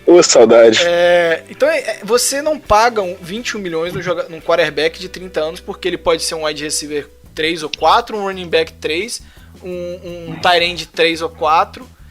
E aí, você pagou esse cara e ao mesmo tempo você draftou um tight end, você draftou um Tyson Hill 2.0, subiu no draft pra pegar um Tyson Hill 2.0. E aí você renova com o cara. Pô, beleza. Joga com ele na tag. Ele aceitou jogar na tag, ele assinou. Ele não falou, não vou jogar não. Ele ia jogar na tag, 4 milhões. Aí ano que vem, você tava ótimo. Paga 10 milhões pra ele. Se você paga 4 milhões esse ano, 10 milhões ano que vem, são 14, é uma economia de 6 milhões. Sabe, a matemática a questão não encaixa. a questão que eu percebo, e os reportes falam isso, é que o Saints tinha muito medo de chegar no fim da próxima temporada e, se quiser dar uma franchise tag nele, ser obrigado a dar uma franchise tag de quarterback. Agora, pelo menos, se o Saints quiser manter ele... Não, se ele, dependendo da quantidade de snaps que ele jogasse como quarterback durante esse ano, a franchise tag dele no fim da temporada era de quarterback. Isso não é um negócio negociável. Não dava pra chegar pra ele e falar, não, vou te dar uma franchise tag de tight end. Se ele chega numa situação de off-season, onde ele não renova com a gente, sai, e a gente pensou em colocar franchise tag, é que ele teve uma ótima temporada. Dito isso... A gente botou um tender de first round nele. Mas são 4 milhões, cara. Um tender de first round. Tá bom, mas isso mostra que a gente quer manter ele. Mas isso mostra que a gente quer manter ele. É isso que eu quero dizer. Mas se a gente quer manter ele, não é um cara que renovou por mais tempo e garantiu o cara muito mais barato agora que ele não tá tão valorizado como quarterback. O Saints não acredita nele como quarterback porque senão tinha pagado 4 anos. Lógico que não. Então mas se quiser ficar com ele mais um ano, se quisesse ficar com ele mais um ano, que seria o ano que vem, ele ia fazer um jogo muito mais duro pra ganhar muito mais dinheiro. Deixa ele sair, alguém ia pagar 12 milhões nesse cara, no mínimo, e a gente ia sair com uma terceira compensatória, igual fizemos com o Ted Bridgewater. O Ted Bridgewater não tinha vaga no Saints, era um quarterback muito melhor. Se a gente tivesse pago, sei lá, 4 anos, 80 milhões do Ted Bridgewater, colocando isso lá pra frente pra esperar o Breeze aposentar, eu tava muito mais feliz, cara. Muito mais feliz. E a gente não fez isso.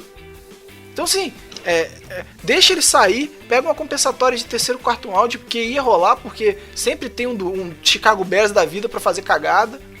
E segue a vida. Esse cara não vai ser franchise quarterback na NFL. Não vai. O Tim Tebow era um passador melhor que ele, não foi. O Saints paga. Eu acho que uma coisa que eu acho que tem que ficar claro, a gente elogia muito o front office nos últimos anos, a montagem de elenco, etc. Mas a gente paga o Tyson Hill pela negligência com as skill positions nos últimos anos. E nos últimos anos, falo, sei lá, 5, 6 anos. É porque a gente tem muito position em contrato de calouro, né? O que permite essas loucuras. Tipo isso. Tipo, a gente negligenciou muito a posição. Por isso que ano passado a gente falava, a gente precisa de um wide receiver. Há quanto tempo a gente fala que a gente precisa de um wide receiver? Não é de hoje. E lembrando, cara, sabe, a gente fica feliz quando tem 33 anos. E a gente passou exatamente, uma classe de wide receiver sem pegar ninguém que possa substituir esse cara. Agora você fala pra mim, a gente tá pagando... Agora você fala pra mim, a gente tá pagando pro cara ser o wide receiver 3. Cara, me desculpa, não dá pro Tyson Hill ser o wide receiver 3, não dá pra você acreditar. Ou você ensina o Tyson Hill a jogar alguma coisa direito, ou você não ensina nada. Isso aí. E ele não sabe jogar nada direito, velho. E tipo assim, eu adoro o Tyson Hill, é legal pra cacete ver ele em campo. É legal pra cacete. Você vê que ele tá se divertindo, cara. Ele tá adorando estar ali dentro, porque esse cara velho, ele tá feliz. A carreira. Esse cara quase se fudeu na vida pra caralho. E agora teve a oportunidade. Eu acho muito maneiro. Mas deixa outro time pagar. Alguém ia pagar essa porra. Tipo assim, velho. Tipo assim, jogou com a Tender 4 anos. Vai pra outro lugar. muito bom, muito obrigado, Tyson, a gente adora você vai estar no nosso coração pra sempre. Seja feliz aonde quer que seja, tá ligado? Tipo, há uma fé no Tyson Hill que me deixa maluco, velho. A galera pira no Tyson. Velho, o cara conseguiu 400 e poucas jardas ano passado. Não é como se ele tivesse um trabalho absurdo, sabe? Ele jogou de tight end porque literalmente a gente não tinha um tight end decente. Machucou o Jared Cook, velho. A gente teve que chorar pra alguém conseguir jogar. Não, a gente teve que pegar tight end saindo do nada, cara. A gente pegou uns 3 tight ends aí, machucava o tight end. Aí vinha outro tight end, machucava outro tight end. Perdemos o fullback. E aí começou os tight ends a jogar de fullback. E assim... Velho, 2018 a gente jogou com o Ben Watson aposentado em campo, velho. Você já viu um cara aposentado tá dentro de campo? É o Ben Watson. Sentiu muita falta quando ele foi embora, quando ele se machucou, inclusive, né? Isso. Sim, era o Ben Watson, não jogou nada quando ele voltou pro Saints. Ele não conseguia bloquear, ele não conseguia fazer nada. Então, tipo, a gente tá pagando pra um cara que não sabe fazer nada direito porque ele é divertido. Pra mim, essa é a opinião. Eu acho que o Tyson Hill, tá, eu entendo a tática, etc. Mas eu acho que a gente tá pagando por um cara que a função dele é ser legal em campo, tá ligado? Ele é divertido ver ele em campo. Não que ele é o mais eficiente do mundo. Tipo, ele não pode participar de muitos snaps, porque a gente tira... Pô, você vai tirar o Trautmann de ganhar experiência na NFL pra colocar o Tyson Hill em campo? Que ele tem... E outro detalhe que a gente esquece, e o Roberto lembrou, ele vai fazer 30 anos. Ele não tem 23. Porque ele é tipo, não é um então cara ele entrou na NFL com 27 anos. Tipo assim, não é um cara que você vai... ele tá aprendendo a posição, agora ele aprendeu, vamos dar uns snaps, 23, 24 anos, beleza, show de bola. Eu entendo, isso acontece direto na NFL, a gente cansa de... O próprio Jimmy Graham era jogador de basquete e ficou cozinhando, mas o Jimmy Graham tinha 22 anos. Cara, o Tyson Hill 2.0 tem 22 anos. Tipo, esse cara, beleza, o cara é um cavalo, bota ele pra bater cabeça, tá ligado? É um cara que você pode... Ele é um cavalo mesmo. Montar ele, sabe? Ele é um cavalo mesmo. Puta que ele é gigantesco, aquele maluco. Ele é de 6'5", velho. Ele é muito... O Pro Day desse filho da puta. Eu vi, mano. O moleque é bizarro. O moleque é bruto mesmo. Esse movimento de renovar e trazer um Tyson Hill 2.0, eu não consigo. Fica mais difícil de entender ainda, entendeu? A única. E aí, outro lado que eu consigo pensar é a questão de ídolos. Entre muitas aspas, tá, gente? Mas manter um cara que se destaca é interessante pra franquia como gerar dinheiro, vender camisa, atrair torcedor. Por que você acha que o Dallas Cowboys renova com o Zeke Elliott? Não é porque a posição de running back tá valorizada, é porque ele vende camisa pra cacete, ele leva a gente pra ver jogo, ele traz mídia. Tyson Hill trouxe isso pro Saints. Ele ia com Tyrande, ele ia como coisa, todo jogo tinha um gráfico. Exato. Todo dia você viu um gráfico. Então, assim, é interessante pro time como atrair dinheiro, e a gente tem que lembrar que são franquias, que estão procurando lucro. New Orleans está no mercado pequeno, sempre sofreu por estar no mercado pequeno, e talvez tenha visto no Tyson Hill uma forma de gerar dinheiro para os próximos 2 anos. Eu consigo entender, mas eu tô aqui para analisar elenco, para analisar cap, para analisar produção, e analisando esses pontos, a renovação é sem sentido algum. Você citou, Mário, que ele tinha aceitado assinar Sim, ele ia jogar com a Tender. Ele ia jogar com a Tender. Não, porque eu tô procurando as reportagens aqui, eu só tô achando reportagem dele falando que não vai assinar. Eu acho que ele não ia assinar mesmo, não. Eu acho que ele a última. Eu tava esperando. A útima reportagem que eu vi aqui. Ele assinou na deadline. Tudo bem, provavelmente ele assinou na deadline porque. Já sabendo do contrato. Sabendo que a gente vai renovar esse contrato depois do draft. A gente primeiro precisa saber o que vai acontecer aqui no draft, como a gente vai mexer financeiramente, se a gente vai ter que fazer algum ajuste, só vai te anunciar depois do draft, mas provavelmente o contrato ele já estava renovado, já tinha batido o martelo. Sim. Nos valores, mas tinha mexer um pouco na estrutura, mas já devia ter. Mas ele não assinar a Tender torna a situação mais entendível? Se não assinar a Tender, um beijo e abraço, assim, ele vai ficar sem jogar um ano. Você acha que a dimensão do Le'Veon Bell pra sustentar um ano sem jogar? Um cara de 30 anos precisando do contrato pra fechar a vida dele, ele conseguiu o contrato da vida dele. Se ele precisar aposentar depois, foda-se, eu ganhei 16 milhões em 2 anos, tá lindo, sabe? Pra ele era o cara que tava ganhando 750 mil até ano passado, acabou de fechar 16 milhões. Se nada der certo, ganhei 16 milhões, arranjei minha vida, um beijo, um abraço. Pra ele, como o Rob falou, pra ele é inacreditável esse contrato. Cara, parece que vocês não se acostumam com o plano de previdência Saints. Só aceita, gente. A gente tá acostumado. Cara, mas assim, plano de previdência faz sentido na minha cabeça. É o Breeze, é um Hall of Famer, é First Ballot, e ainda aos 42 anos, 41, não sei direito agora, ainda é um quarterback top 10 da liga. Sabe, a gente tá vendo o Tom Brady, que entrou aí pra última temporada e afundou. A gente nunca viu o Drew Brees pode ser até essa temporada, tá, gente? Pode acontecer. A gente nunca viu esse cara ter um descenso. Esse cara, por mais que ele tenha tido erros durante esse período no Saints, é o mais regular quarterback desde 2006. É o QB o mais regular do time como jogador. É um cara que a gente sempre pôde contar. Você fazer um plano de previdência pra renovar com ele, sendo que você tem cap pra cacete, tudo bem, já deve ter caído pra caralho, já deve estar na casa de 50 milhões, mas ainda tem bastante cap se pensar no Loomis Math. Assim, não vai fazer falta dar a última run pro cara que deu o único Super Bowl pra franquia, que foi o cara que manteve o time. Porque se você tira o Drew Brees ou ele tem um descenso naquelas campanhas 7-9, a gente era um 10, um 15, 2-14. Ele ganhava 7 jogos sozinho, porque não tinha ajuda.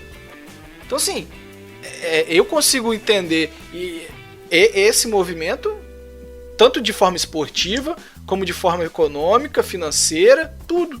Agora o Tyson Hill, pra mim, não entra mesmo. Eu consigo, e pra você entender como eu não consigo entender, eu entendo mais o movimento de fechar com o Jameis Winston, que é um cara que... Não fale esse nome, por favor. Eu vou falar o que falar. Vamos pra esse assunto? O fato da gente não nominar, fazer o Voldemort crescer. Então, chama assim, esse babaca, que agora vai vestir a camisa, junto com aquele outro babaca do Carl Granderson, e a gente continua alimentando, mas isso não é só o Saints, são todas as franquias.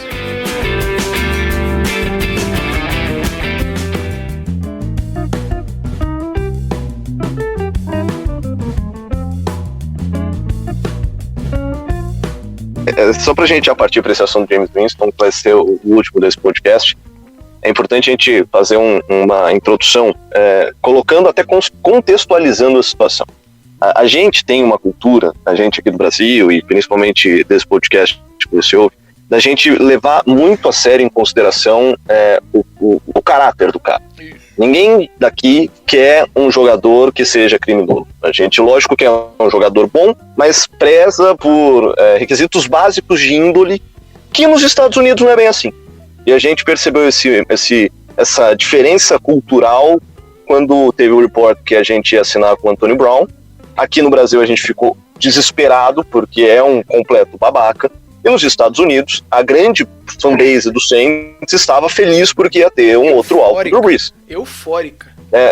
E se você procurar a fanbase do Saints nessa possível contratação, possível porque ainda não foi confirmada, mas vai ser nas próximas horas, do Jameis Winston, muito está se discutindo sobre ele em campo. O fato dele poder ser lapidado, dele poder ter um treinador bom, um time bom e quem sabe virar até o futuro da franquia. Isso não é uma loucura. Então, nos Estados Unidos, contextualizando, não é um absurdo que um cara que tem uma acusação de estupro, como é o Jameis Winston, que tem todos os reportes deixando bem claro que a polícia fez vista grossa nesse caso de estupro na Flórida porque ele estava concorrendo ao Heisman, e que ele tem outros desvios de índole gigantescos nos Estados Unidos, isso não importa, ou importa menos do que importa para uma fanbase como é a fanbase brasileira, e isso em todos os esportes. É só você ver, por exemplo, trazendo para o futebol, a repercussão negativa que há hoje caso algum time tenha que contratar o Robinho, que é acusado de estupro na Itália.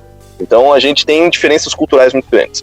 Dito isso, a gente já deixa muito claro o nosso repúdio sobre o Jameis Winston. A gente acha ele um completo imbecil, um completo babaca, mas isso não vai mudar o fato que ele vai ser contratado e que ele pode ser o futuro da franquia. Dito isso, vamos começar a falar de Jameis Winston. Só posso terminar um disclaimer? Posso fazer só mais um disclaimer? Eu cometi um erro antigo e serve de aprendizado, né? Quando a gente faz essas babaquices, a gente aprende. Quando o Saints estava perto de fechar com o Adrian Peterson, que é uma outra pessoa, o assunto é diferente, né? É uma questão mais de criação, mas caguei. Acho que não chega nem perto. Acho que não tem muita comparação, né? Mas realmente continua. Eu tinha problemas, né? Violência infantil, cara. Era o filho dele, o cara espancou o filho dele. E eu cometi um erro de tentando ser coerente até. Falando, porra, não dá pra torcer por uma franquia que vai assinar com esse filho da puta. E na verdade, cara, mal ou bem, mesmo com esses babacas, a gente não consegue, porque a gente já criou um vínculo tão grande com a franquia que vai além, né? Você consegue talvez, não vou comemorar, ou porra, mas assim, você acaba transcendendo. E é por isso que eu consigo entender um pouco a fanbase de New Orleans tá meio que esquecendo isso, porque se a gente daqui do Brasil, que eu pelo menos nunca fui em New Orleans, consegue criar um vínculo a ponto de mexer com seus valores, imagina o cara que vive isso, entendeu? Mas é uma questão muito cultural também, sim, viu, Mário? Porque, sim. por exemplo, aqui no Brasil ninguém vai suportar o goleiro Bruno em algum time, Sim. tá ligado? Se fosse nos Estados Mais Unidos, ou menos, possivelmente né? ele seria reintegrado. A gente lembra que, né, quando ele assinou com o Alguém assinou com o Bruno recentemente. e a galera tira E teve uma repercussão negativa fodida. Sim, mas aí a imprensa, né? A imprensa teve patrocinador que cortou o contrato, enfim. Há uma característica social no Brasil de não aceitar essas coisas. Apesar, lógico que vai ter gente que vai passar pano. Isso é natural em qualquer sociedade. Mas a base social do Brasil não aceita. A base social dos Estados Unidos tem outra mentalidade. Eles são patriotas, eles acham guerra a coisa mais legal do mundo. Eles têm uma outra mentalidade. E é importante que a gente faça isso, não, porque daqui a pouco a gente começa a analisar o Winston e fala, nossa, mas vocês estão passando pano pra estuprador. Nem um pouco. Não, ele é um babaca. Ele é um criminoso e ele merece o rigor da justiça. Mas a gente não vai conseguir mudar o fato de que ele vai pro Saints. E aí precisa ter uma análise técnica, pelo menos. E aí eu quero até falar, porque assim, por que eu entrei nesse assunto do Adrian Peterson de ter falado que eu ia parar de torcer pro Saints? Porque eu não consegui. E hoje as pessoas me cobram essa fala infeliz que eu tive. Eu não vou deixar. Cara, eu deixei de torcer pro Vasco, deixei de torcer entre aspas, porque eu ainda acompanho o dia a dia do clube, mas parei de sofrer igual eu ainda sofro com o Saints depois de 17 anos do time tendo valores totalmente diferentes do meu. Eu falei, porra, quer saber? Foda-se também. Esse time não me representa mais, eu não tenho porquê ficar sofrendo com essa merda. Então, mas eu precisei de apanhar 17 anos, ter um golpe político dentro do meu time pra eu falar, quer saber? Cansei também. Então, a gente não pode ficar preso sempre que for falar do debate ao James Winston, e eu acho que por isso que é importante o Caio falar esse disclaimer. Toda vez que a gente começar a falar do James Winston, pega essa parte que o Caio falou e coloca antes. Porque a gente vai começar a falar dele agora, mas da forma esportiva, porque é o que a gente tem como analisar. A gente já admitiu que ele é um babaca, já admitiu que não queria ele no time, já admitiu que não concordamos com essa contratação, mas a partir do momento que ela for processada, a gente tem que começar a analisar esportivamente. Foi o que eu falei lá no grupo que a gente tem mais cedo, ou ontem, não lembro. Eu não consigo olhar pro cara e pensar que ele pode ser inocente, porque não é aquela coisa de errou uma vez e isso. Ele é reincidente. Eu acho que a justiça foi muito fraca com ele, mas aí é coisa das leis dos Estados Unidos, deles aceitarem muito essa parada de fazer acordo e evitar a ida do processo para frente. Se fosse no Brasil, teria sido completamente diferente. Não concordo, queria ele mais longe possível, mas se for para ser só apenas o backup esse ano, agora é analisar a técnica e torcer pro ano que vem ele ir pra casa do cacete com uma compensatória pra gente. Mas aí agora vamos ver, já que o Caio deu a parte do caráter moral, vou falar agora da parte esportiva. A chance do Jameis Winston. Tão ruim quanto? Não, discordo. Jameis Winston, com 1 ano aprendendo com o Champeito e Drew Brees, olhando, né? Porque o Drew Brees. E pós cirurgia no olho. Tem Obrigado, aprendendo olhando. Eu achei bom deixar isso bem claro. Ninguém é mentor de ninguém lá, tá? O Drew Brees compete com ele. E isso tá bem claro em todos os anos que o Drew Brees fala. Se você pegar o QB Challenge, você vê o Drew Brees puto quando perde um QB Challenge. Então você querer me convencer que esse cara tá ajudando e ensinando, amigo, desculpa. Ele tá ajudando e ensinando e tem sorriso porque sabe que não ameaça a vaga dele. Sabe que o cara nunca vai ser quarterback titular. Esportivamente, eu acho que um ano bem treinado, o Jameis Winston, ele tem muita chance de virar o quarterback que esperaram no draft. O Jameis Winston, ele teve problemas com interceptações, de processamento, mas ele teve problemas numa franquia totalmente disfuncional. Em 3 momentos houveram quarterbacks com 40 interceptações. Andrew Luck? Foi Andrew Luck? Acho que foi. Andrew Isso, Luck. Andrew Luck. Andrew Luck, Jameis Winston e... Peyton Manning. Qual foi? Peyton Manning. Peyton Manning? Foi. Não, foi o Carson Palmer, no Arizona Cardinals. Todas as Não vezes... foi o Manning. Não foi o Manning, não. Foi o Carson Palmer. Carson Palmer mesmo. E todas as vezes que aconteceu isso, o quarterback estava sob o comando do Bruce Arians. E aí isso só vai a favor daquele meu argumento em que eu não vejo o Bruce Arians mudando o ataque vertical do Bucs pro Tom Brady, mas isso aí é outro papo. Então assim, o Jameis Winston, ele caiu em mentes ofensivas que não ajudavam a desenvolver o jogo dele. Eu acho que pode dar certo, cara. Seria até um asco ter esse cara como quarterback da franquia, mas esportivamente ele tem um encaixe e ele pode sim, depois de um ano, assumir como quarterback da franquia. Não vejo isso como uma possibilidade distante, não.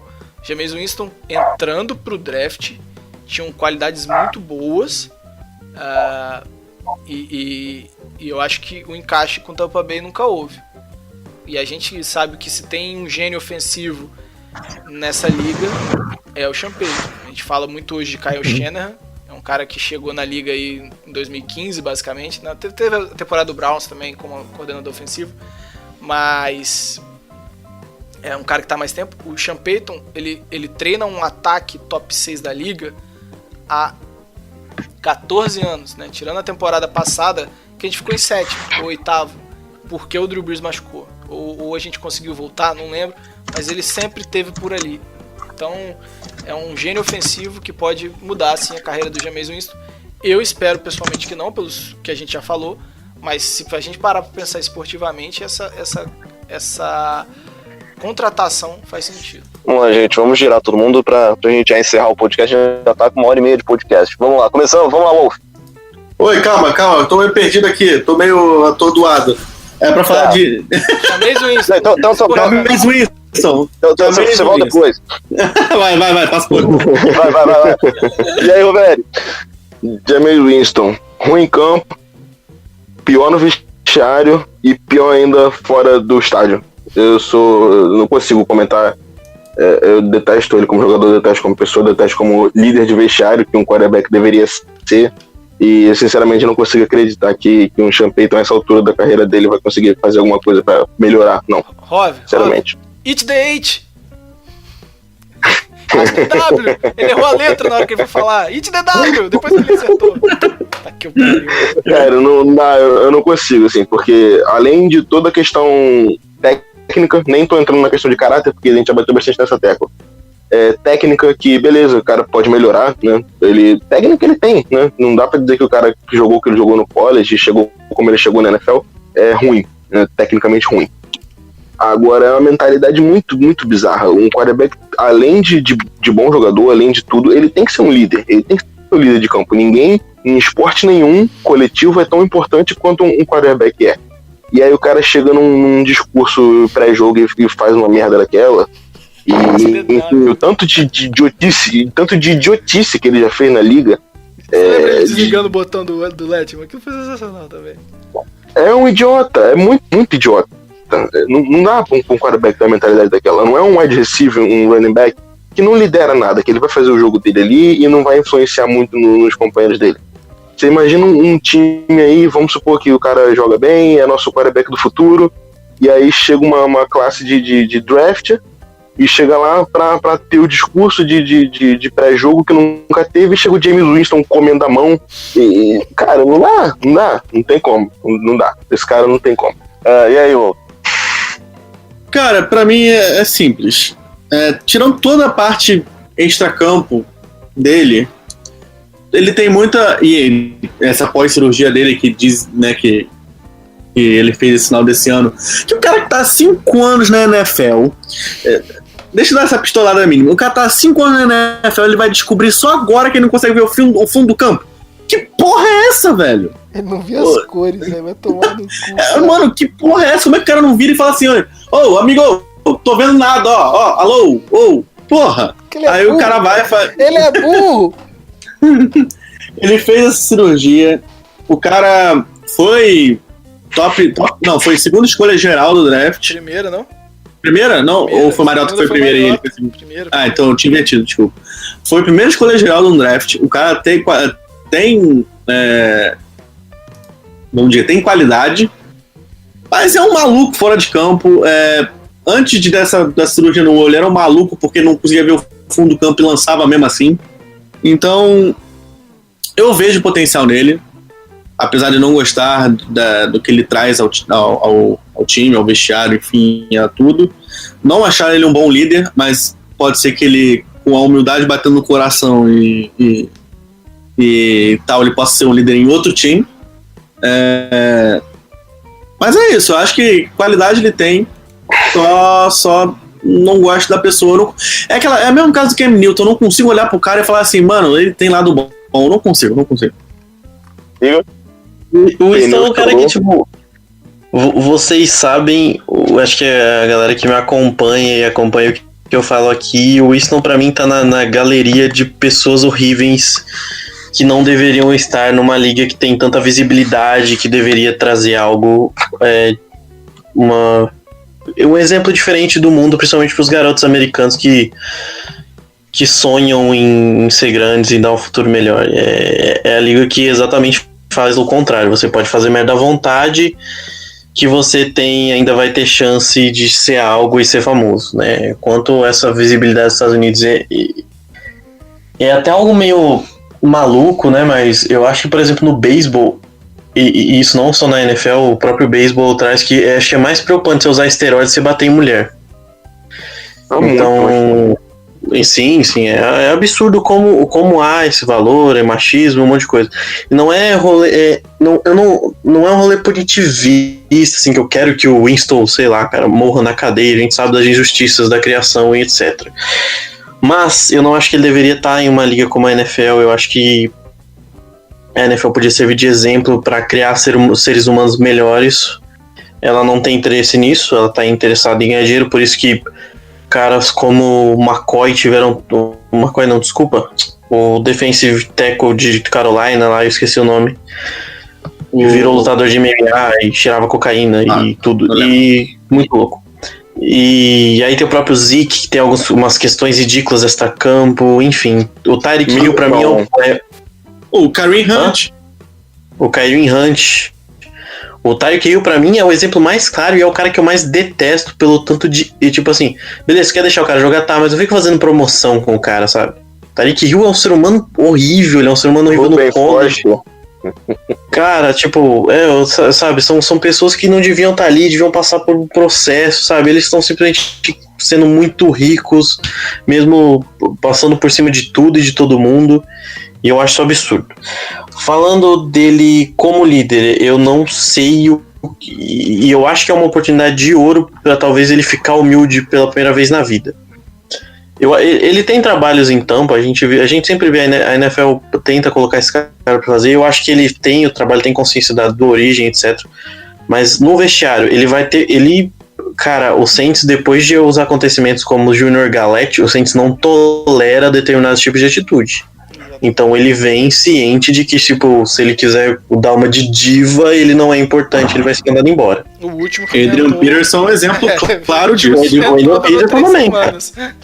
Exatamente, o Adrian Peterson é um dos maiores corredores da história e começou com a conversinha, deu aquele olhar do Champeito, que é uma das imagens mais maravilhosas das últimas temporadas. Uma das melhores Dá pra fazer uma intro de anime com os dois olhando. É uma das melhores montagens também, né? Que quando pegar essa imagem, ele vai ficando vermelho e saindo fumaça. Exatamente. E aí ele vai ter caras como Demario Davis, ele vai ter caras como o Teron Armstead, que são caras cara, o trabalho ajudando a juventude negra, a população negra encarcerada, cara, é absurdo, assim, é um cara que eu fico feliz que ele esteja no Saints e eu vou guardar ele no meu coração por muito tempo. Não é à toa que esse cara tirou o Breeze dos discursos sozinho, cara. Exatamente. Cara. O Demario seria um cara que o plano de previdência pra mim poderia rolar. Facilmente. É, tipo isso. O Ken Jordan, velho, se o Exato. começar de papagaiagem pra cima dele no vestiário, vai tomar logo essa fonada no meio do rosto. Mas o Ken Jordan aprendeu no exemplo, né, Neném? Porque ele andava com o Júnior Galete. Cortaram a asa do Júnior Galete. Aprendeu na dor, né? Opa, pera aí. Aprendeu na dor. Cara, Na hora tipo que o isso, passarinho começou a dormir de ponta cabeça, ele falou, o Ken Jordan era amigo do Júnior Galete e do babaca, o Kim Hicks. O Kim Hicks é amigo do Júnior Galete até hoje.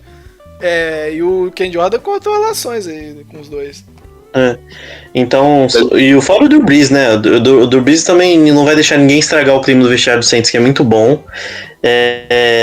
E ainda mais depois de perder o Ted. Eu acho que eu quero ver como o Saints vai sentir isso, porque o Ted tinha uma presença de vestiário como mesmo backup muito grande. Ele era muito querido, sabe? Ele tava muito feliz no Saints, sabe? Você não viu o vídeo do Ruiz, não, cara? Ele é o substituto. Demais, cara. Claramente substituto do Ted, cara. Mas foco, gente, senão a gente não termina esse programa hoje. E dentro de campo, cara, ele tem. Eu acho que o principal comparativo dele quando ele saiu do college, e eu boto fé que era mais ou menos esse, é o Big Ben, tá ligado? Ele é um cara com bração, ele é gigante, ele é muito forte e ele consegue lançar bolas malucas. Só que ele é totalmente. Assim como ele consegue acertar passes que você fala, como ele colocou essa bola, você fala, velho, por que ele jogou esse slant no colo do cornerback, tá ligado? Porque ele lançou nessa cobertura tripla, sabe? Tipo, eu não sei até quando o Saints pode tirar. Eu acho que as ferramentas ele tem como jogador. A questão é que, tipo, e a gente tem que entender muito bem o que eu comentei já, o Breeze não é mentor de ninguém, cara. O Breeze não vai mentor ninguém. O Winston tem o braço do Jordan Love, só que o Jordan Love enxerga o fundo do campo e ainda faz o Winston não, né? É tipo isso. Mas, cara, é complicado, cara. Eu não queria ele no Saints, eu até falei, gente, quando surgiu esses boatos, assim, tipo, eu já até falei nos Twitter do Santos Brasil que eu preferi que implodisse o Superdome e não tivesse mais futebol americano em Nova Orleans, pelo bem do legado de muita gente que passou pelo Saints. Mas vai acontecer. Eu, sinceramente, não sei se eu quero que dê certo. Eu espero que ele fique no banco. A pessoa não dá, cara. Eu não consigo também não. Não dá. Eu acho, uma parada que eu acho bizarra, o Underhill cantou a pedra um dia antes, né, cara? Não, falou a pedra 3 meses antes. Ele é um monstro.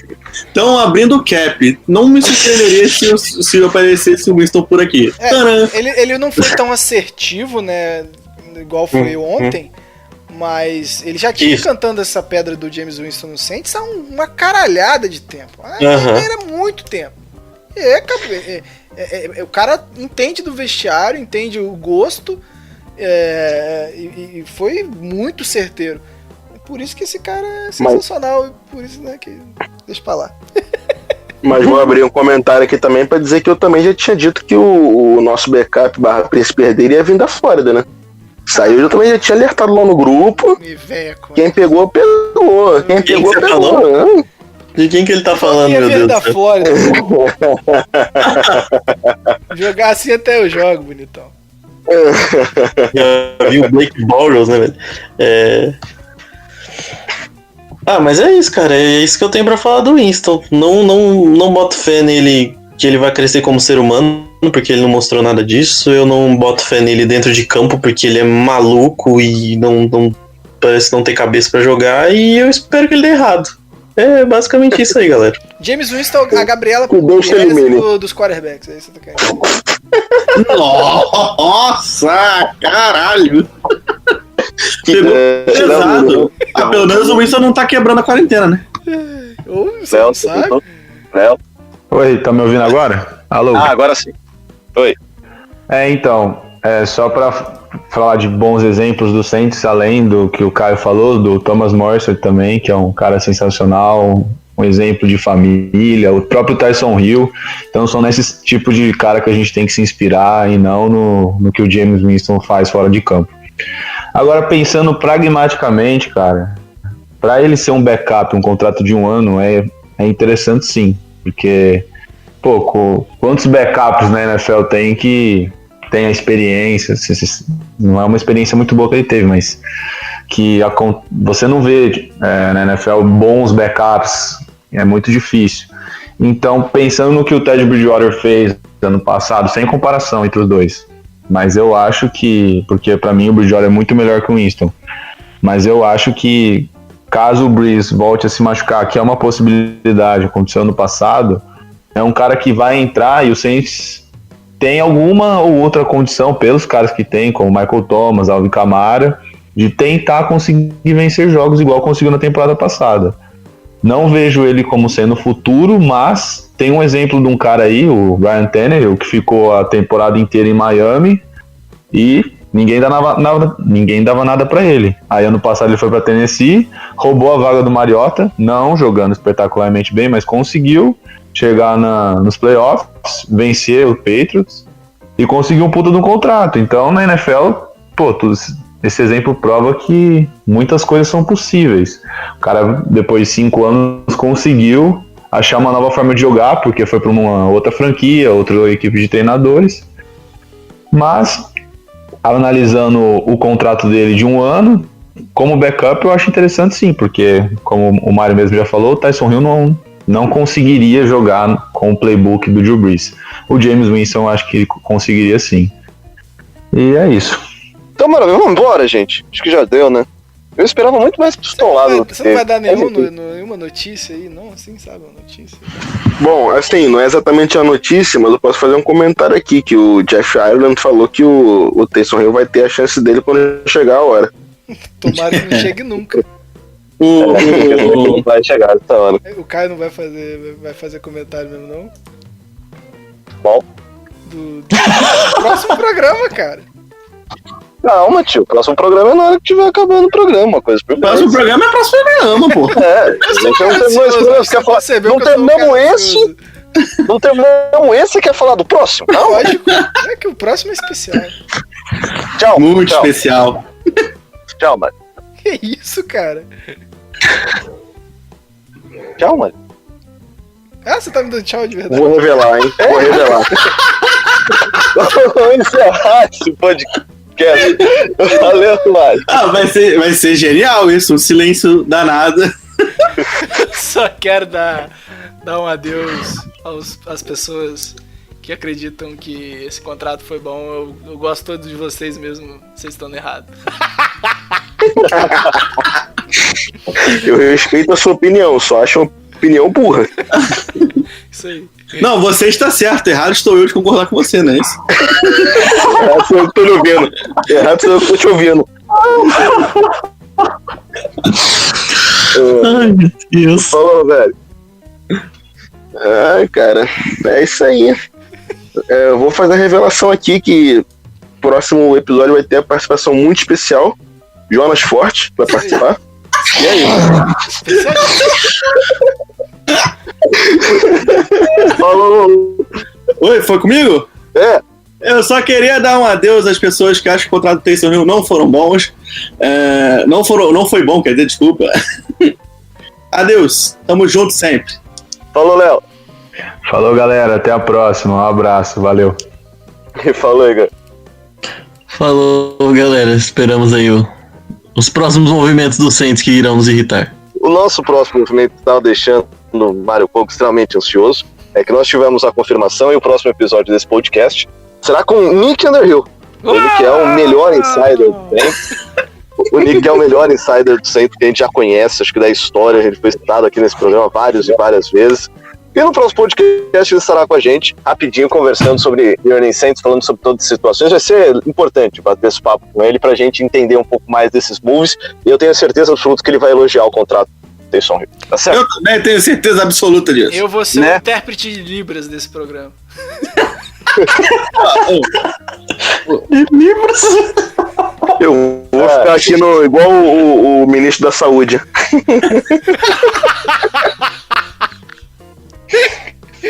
Falou, povo, até a próxima. Não percam, hein? Próximo programa tem Nick Underhill. Não percam, vai ser bom demais. Falou, um abraço, tudo é.